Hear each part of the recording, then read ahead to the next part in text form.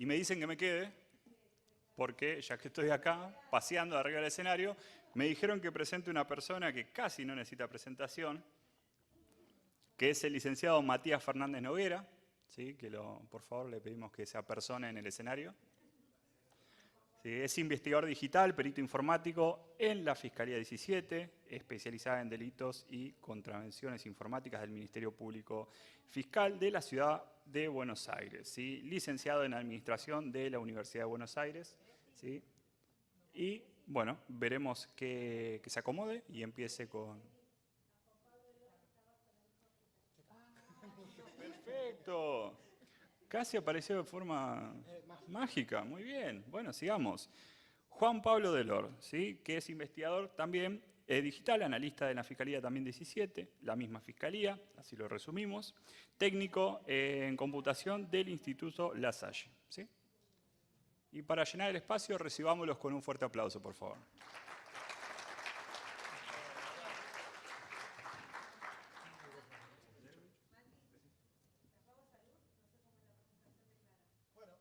Hola, hola, hola, hola.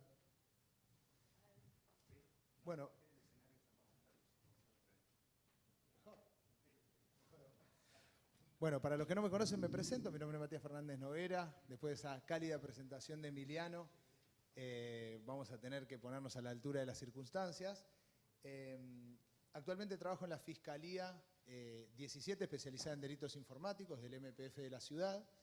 No siempre trabajé de este lado del mostrador, desde el año 2011 que me dedico a las temáticas vinculadas a cibercrimen, inicialmente desde Policía Metropolitana, en donde trabajamos en un área muy chiquita que se llamaba Área Especial de Investigaciones Telemáticas, o sea, cuando todavía el concepto de ciber no había copado todo el mundo de la investigación penal, y la realidad que se vive de ese lado del mostrador es otra y es mucho más semejante a lo que contó Walter un poco hoy, a lo que contaron otros disertantes previamente.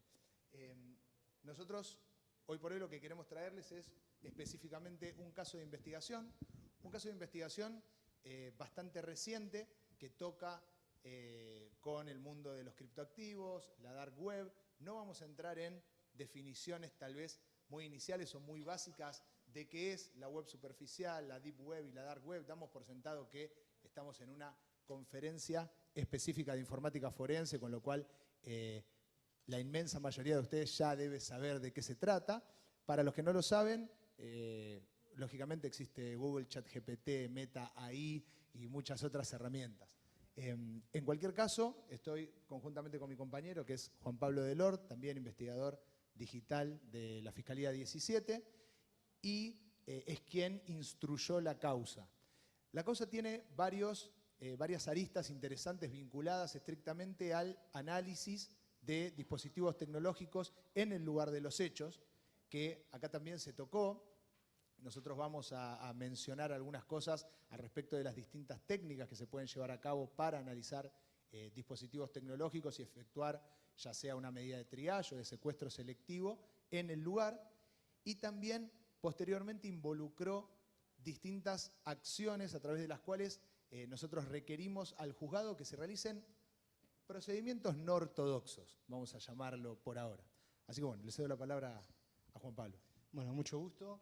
El caso comienza en el año 2022, en Filadelfia, exactamente. Ahí el Homeland Security de Estados Unidos, haciendo una investigación en la en la DARK en este caso, en base a un delito de fraudes, se hallan con un sitio web en particular que se dedicaba al comercio de material de explotación sexual infantil.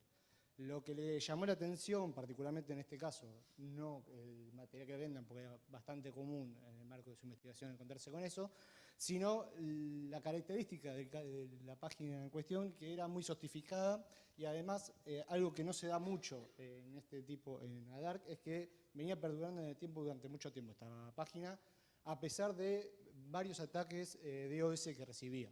Digamos, se atacaban los servidores, la página caía unas horas y después se volvía a subir y aún continuaba en el tiempo. Entonces apuntaron un poco la mira en esta página y empezaron a investigar. Más o menos, para que entendamos cómo funcionaba esta página, es como un mercado libre. Eran diferentes usuarios, la gente se logueaba, se creaba un usuario y ahí comercializaba y ofrecía, digamos, material de protección sexual infantil.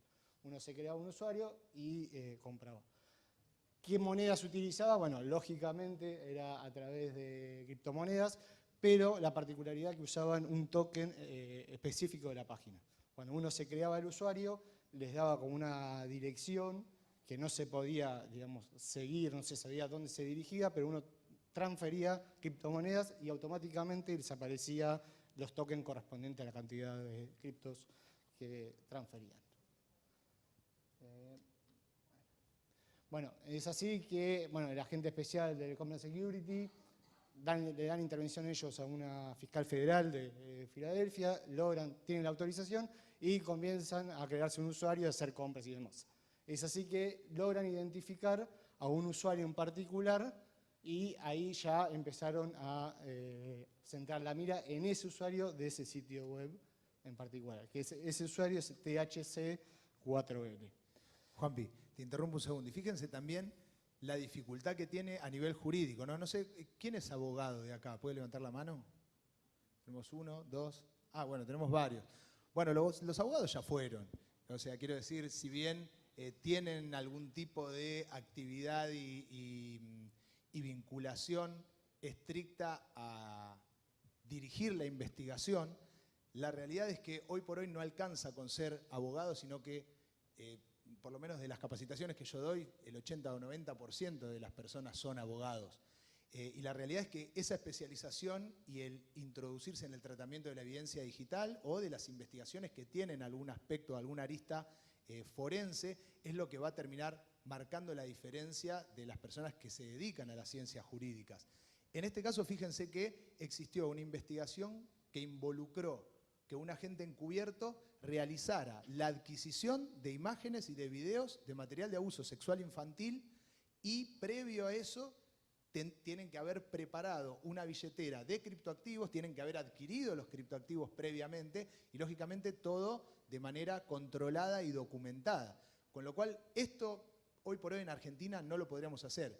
Y es más, también se discutió bastante en el caso el inicio de la investigación y cómo se podía justificar este inicio para judicializarlo en nuestro Poder Judicial. Sí, bueno, más adelante, como dice Matías, efectivamente hubo varios planteos de nulidades hasta que resolvió nuestro TCJ local de Capital. Bueno, volviendo al caso en particular, entonces centra la investigación en este usuario que le sorprendió por la gran cantidad de material que ofrecía y la gran cantidad de transacciones que hacía. Digamos, fue el principal usuario de la página con la comercialización. ¿Cómo llegan, digamos, el caso a nosotros? Digamos, por ahora solo tenemos que empezó en Filadelfia y que se daba dentro de una página de la Dark. Bueno, ahí tenemos algo a nuestro favor, que cuando empiezan a centrar investigación en ese usuario, logran llegar de la Dark a la Internet común, o lo que nosotros conocemos, y logran machear un usuario del Internet común con el nuestro, ¿no? Que se filtre la información entre páginas web.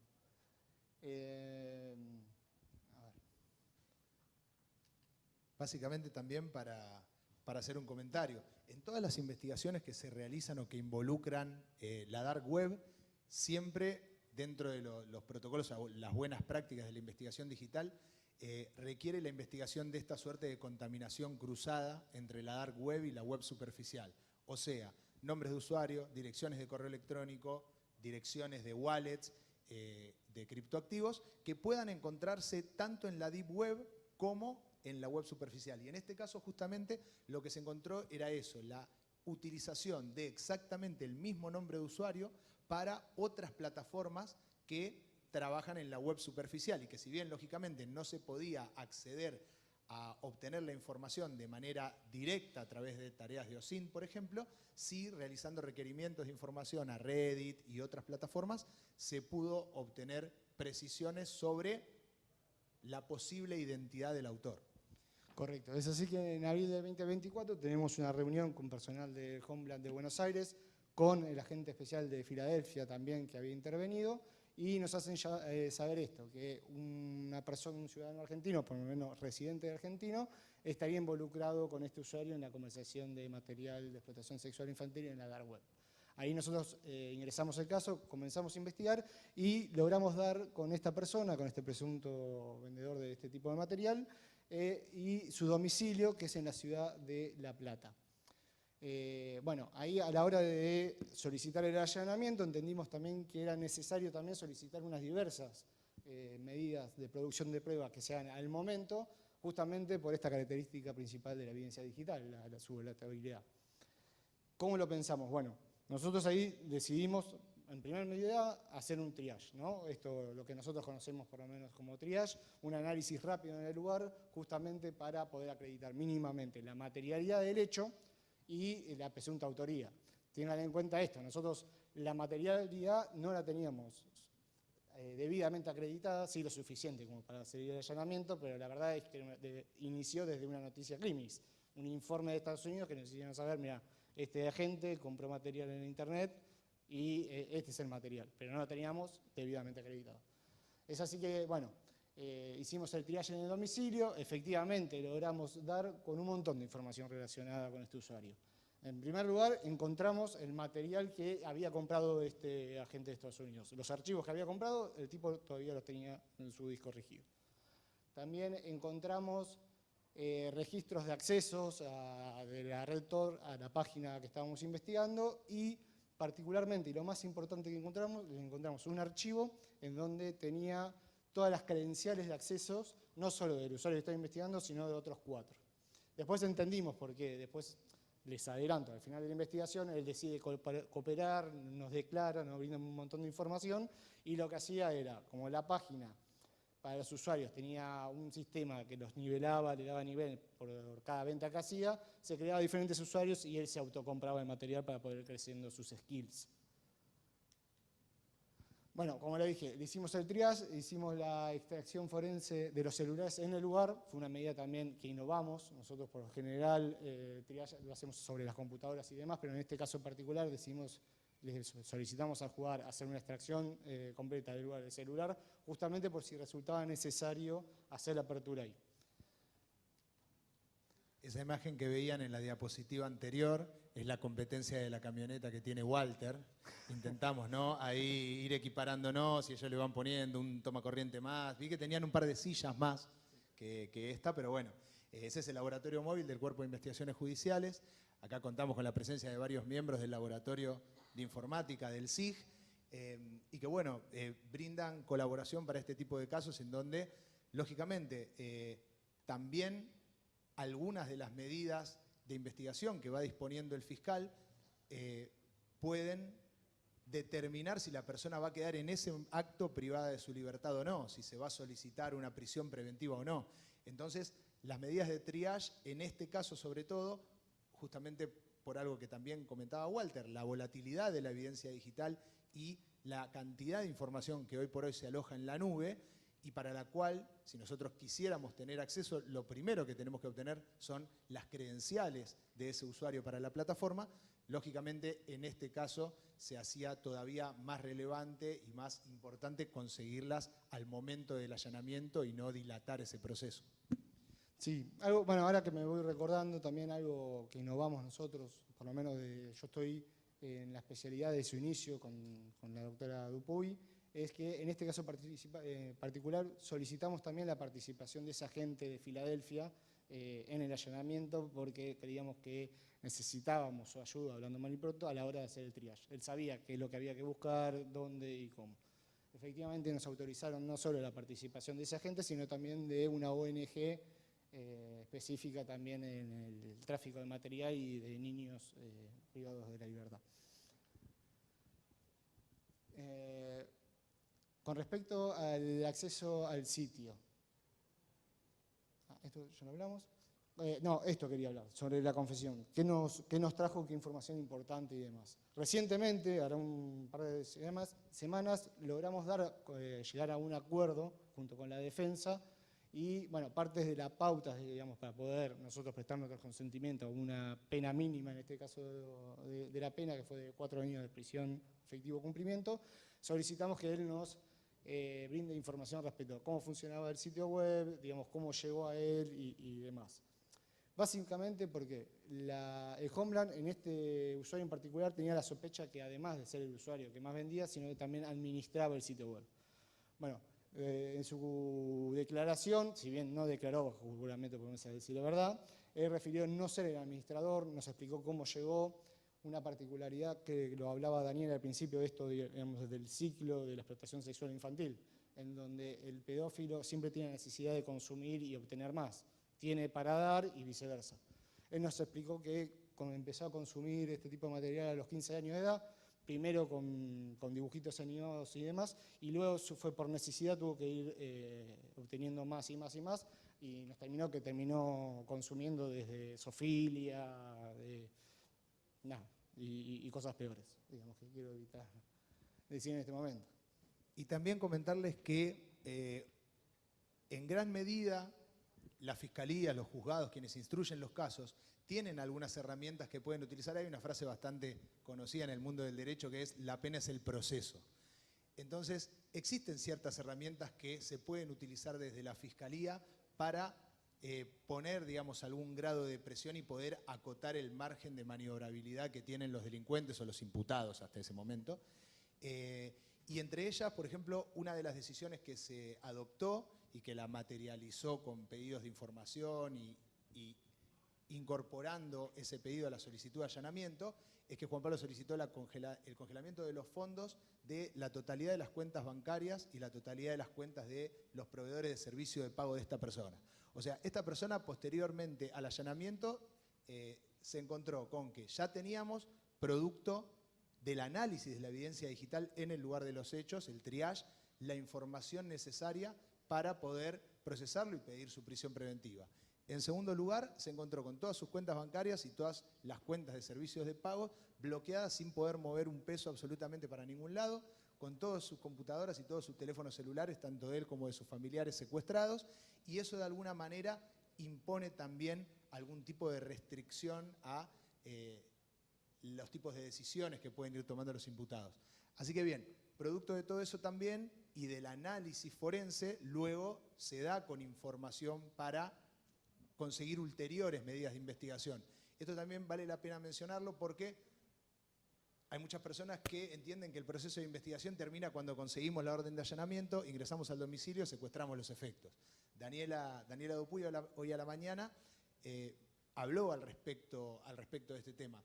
Y en realidad es así, o sea, nosotros tenemos que entender al peritaje informático como una tarea propia, digamos, vinculada a una rama de la criminalística que encuentra su apoyatura en el derecho para explicar o para producir la validez legal de la prueba en la audiencia de debate oral, en la última instancia del proceso judicial, pero no tenemos que perder de vista que en todo momento el resultante del análisis de esa evidencia digital puede brindarnos información sobre nuevos partícipes, coautores, encubridores, y puede llegar a ser motor de nuevas medidas de investigación, como en este caso. Sí, perdón, por el afán de querer hacerlo rápido y no excederme, me olvidé no solo de eso, sino que también, como le comenté, habíamos encontrado en el triage un archivo con las credenciales de usuarios, solicitamos autorización al juzgado y fue una medida también que innovamos, nos autorizó no solo a acceder a esos usuarios, sino también pudimos cambiar sus claves y registros de recuperación. Justamente, digamos, ¿cómo lo justificamos? Y era justamente para poder cortar la comisión de ese delito, que sin perjuicio que el tipo estaba detenido, seguían estando publicados y se seguían vendiendo ese tipo de material.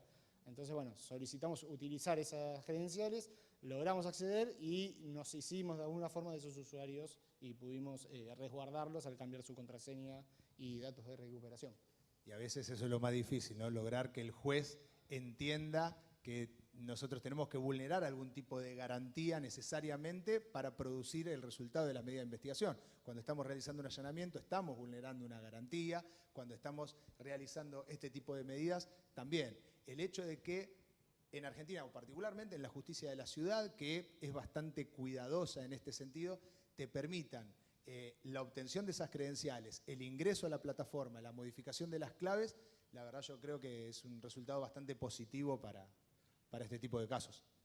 Sí, correcto. Y bueno, y como conclusión, digamos, respecto a las lecciones que aprendimos en este caso, digamos, es esto, que si bien siempre lo escuchamos o lo damos en clases, es la importancia de la coordinación a nivel internacional, porque en este caso fue comunicación prácticamente diaria que tenías con este agente de Estados Unidos, que uno piensa que solo sucede en las películas, y no, efectivamente, era mandarnos audios, escribirnos constantemente del estado de, bueno, cómo estaba esta persona,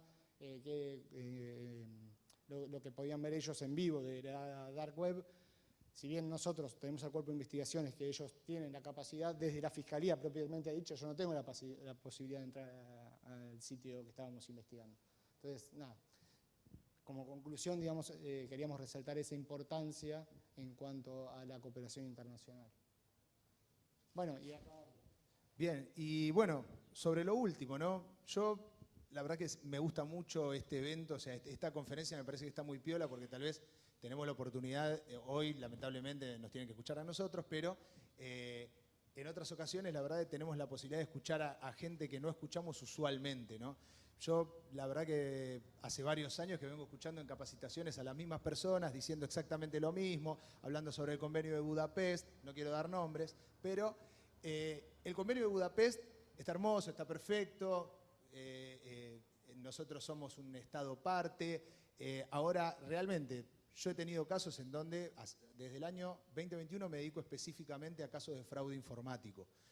Muchos de esos casos de fraude informático lógicamente finalizan con cibermulas transfiriendo dinero a plataformas que hacen las veces de exchange de criptoactivos y lógicamente adquieren criptoactivos que los envían a una billetera anónima y no podemos realizar el seguimiento. Existen determinadas herramientas con las cuales se puede hacer, CipherTrace, etcétera, pero son realmente herramientas licenciadas, muy caras y que además no terminan de brindarnos una solución, porque cuando yo le pido colaboración a CipherTrace para que nos dé información y nos dice que el servicio de exchange en donde se realizó la operatoria se llama HitBTC con sede en Hong Kong y domicilio fiscal en las Islas Caimán. Bueno, o sea, yo evidentemente entiendo el convenio de Budapest, envié una solicitud de EMLAT, de colaboración, digamos, con otro Estado, ofreciendo reciprocidad para casos análogos, que es lo que se hace jurídicamente. Me volví loco una semana armando el formulario que me pidieron, le pedí al Consejo de la Magistratura que sortee un traductor para que traduzca el documento. La traductora me dijo que si no le pagaban de antemano, como ya sabía que no le iban a pagar, no iba a traducir el documento, entonces tuvimos que realizar un nuevo sorteo. Y producto de todo esto se produce una dilación en el proceso de investigación. Adicionalmente a esto, el año pasado hubo elecciones a nivel nacional. Por lo tanto, evidentemente cambiaron todas las autoridades de los principales ministerios y demás, y creo que todavía estoy enviando oficios a Cancillería para que me digan el estado del trámite, a ver si se lo enviaron o no a Hong Kong. No tengo respuesta todavía. Entonces, realmente, o sea, a los efectos prácticos, el convenio de Budapest, los tratados de colaboración, etcétera, la verdad que dejan muchísimo que desear. Y esto también hay que decirlo, o sea, no todo es contar una historia en donde uno ganó, que está buenísimas, pero también es contar un poco lo que decía Diego, todas las ocasiones en las cuales uno perdió, uno se frustró, uno no consiguió resultados.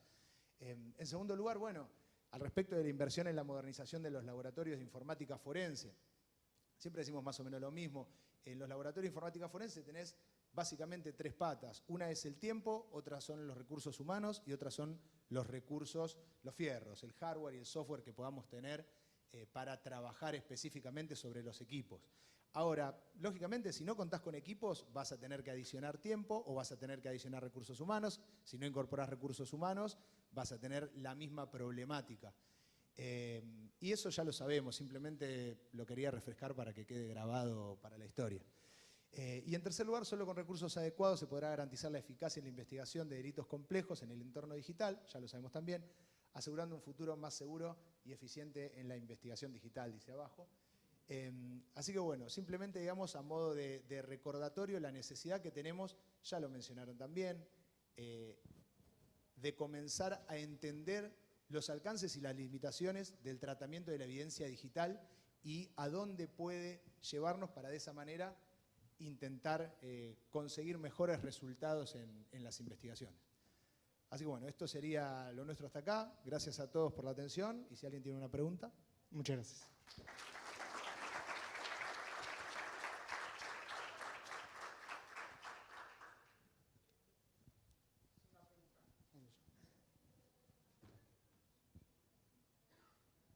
Buenas. En cuanto a las imágenes de abuso sexual infantil, ¿ya está legislado las que sean creadas por IA y que no sean fotografías? El Estado argentino, cuando adhirió al convenio de Budapest, hizo ciertas reservas al respecto de todas aquellas imágenes que sean representaciones y no que sean explícitas materia de explotación sexual infantil. Por lo tanto, técnicamente hablando, no serían típicos esas imágenes. Pero cierto es que en la práctica lo que sí me sucedió particularmente a mí es que entiendo que jueces por esa afección que le genera, por ejemplo, en un caso, le cuento brevemente el caso, es una chica menor de edad en donde en el colegio un compañero le hizo con una imagen de una persona desnuda, que no podemos determinar si es menor o mayor, pero es una persona desnuda, puso su cara.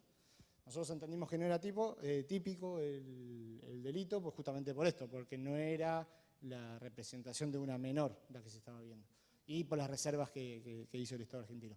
Bueno, el juez acá entendió que sí, que correspondía tipificarlo e investigarlo, justamente porque esta afección que le generó a la nena hubiese sido igual que si la imagen hubiese sido de ella o no. Pero es algo que se está discutiendo en la actualidad. Pero ahí era el rostro era de la persona física real. No, era el rostro de la nena, esto hecho por IA. Es una persona probablemente mayor de edad, no lo podíamos determinar, con la cara de la nena. La nena creada por IA. No, la cara de la nena, Sí, sí, la víctima, correcto. Pero no era su cuerpo, no era una imagen de ella. A eso. Pero yo me refería a la tenencia de imágenes, ¿no? Que está prohibido, pero si esas imágenes son creadas de cero. No es típico si está creada por IA. Claro. Insisto, la reserva que hace el Estado es justamente esto.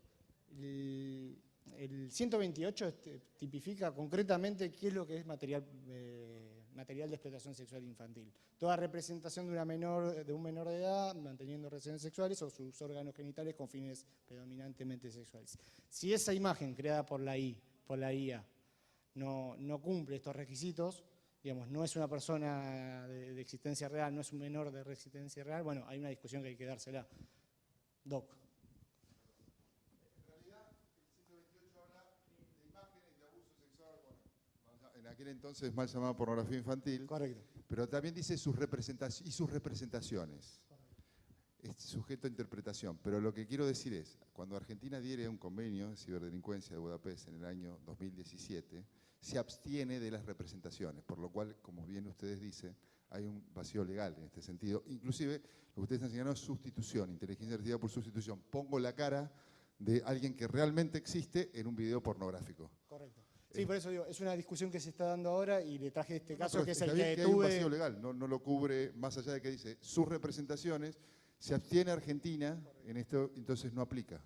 Pero si hubiera aplicado, estaría cubierto. Es correcto. Porque, bueno, lo que nos pasaba anteriormente, antes de que la IA explote, es esto de los dibujos animados y demás. Por eso hace la reserva de Argentina. ¿Alguna otra consulta?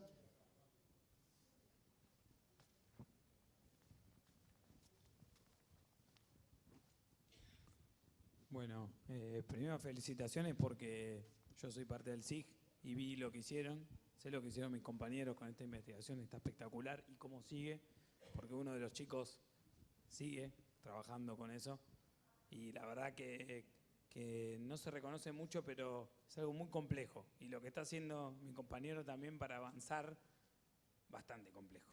No es algo usual, es algo que también a nosotros nos tomó también como nuevo, así que ustedes también nos están enseñando, así que les agradezco por eso. Y segundo punto, volviendo, yo quería preguntarle antes, no tuve la chance, pero volviendo al caso de Masi, material de abuso sexual infantil, vieron que la legislación en un momento cambió y la tenencia se empezó a penar, no me acuerdo qué año, no quiero decir, no me acuerdo, 2018. 2018. 2018, No me bueno. equivoco. Y nosotros hemos tenido en el laboratorio un caso en donde se planteó lo siguiente. Había tenencia, pero la tenencia decía que, por los metadatos sacamos que era del 2015.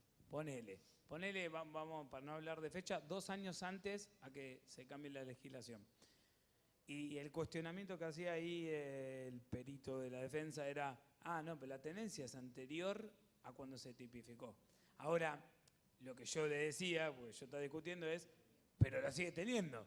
Entonces, bueno, no sé ahí, ese vacío legal yo lo desconozco. Yo creo que el caso lo tengo presente, pero bueno, acá los abogados sabrán más que yo, que no soy abogado. Es una cuestión de chupreo, me parece que se resuelve en debate, ahí no podría meterme mucho.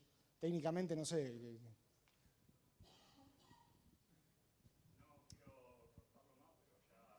Perfecto. Bueno, yo creo que aplica el caso de ley penal más benigna. En este caso, si no estaba legislado, habrá que verlo, pero la tenencia se supone que es continua en el tiempo, con lo cual yo lo imputaría. Gracias a todos.